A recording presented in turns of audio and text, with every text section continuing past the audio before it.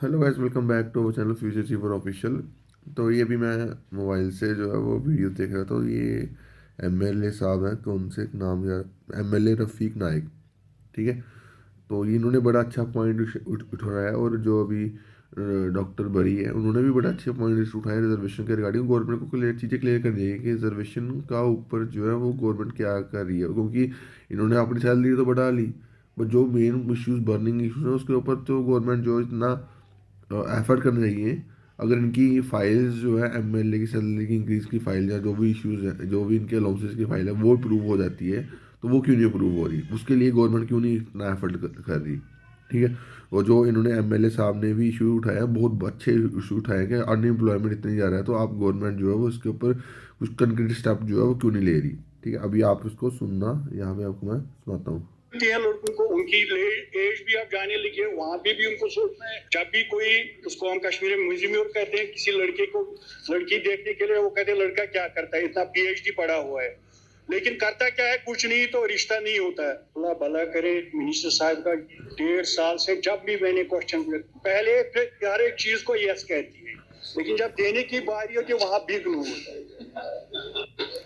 ये परम वहाँ के लोकलिटी के लोग लड़के हैं, जो लड़कियां हमारी छोटी बच्चे हैं, उनको दूर जाना पड़ता है।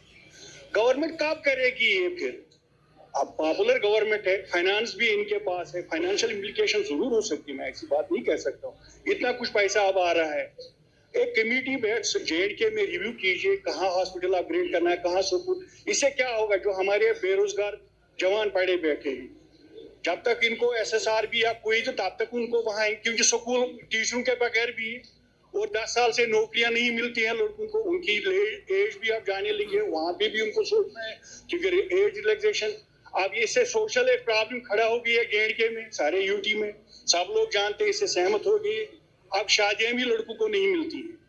जब भी कोई, उसको हम कश्मीर में म्यूजियम कहते हैं, किसी लड़के को लड़की देखने के लिए वो कहते हैं लड़का क्या करता है, इतना पीएचडी पढ़ा हुआ है, लेकिन करता क्या है, कुछ नहीं, तो रिश्ता नहीं होता है।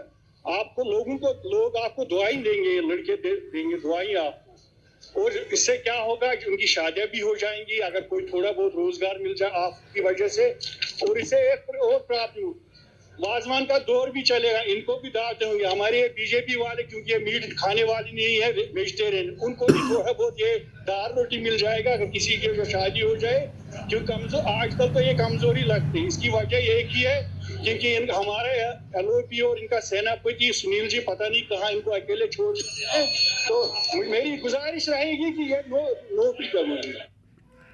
बहुत अच्छे इश्यूज जो है वो उन्होंने उठाए हैं। और आई थिंक सारे इलेक्टेड एमएलए को अनएम्प्लॉयमेंट के इश्यू जो है वो उठाने चाहिए, ताकि ये इश्यूज जो है वो एट द अर्ली से रिजॉल्व हो जाए, क्योंकि अनएम्प्लॉयमेंट जो दस है वो साल से बर्निंग नौकरियां इश्यूज है। नहीं मिलती हैं लोग।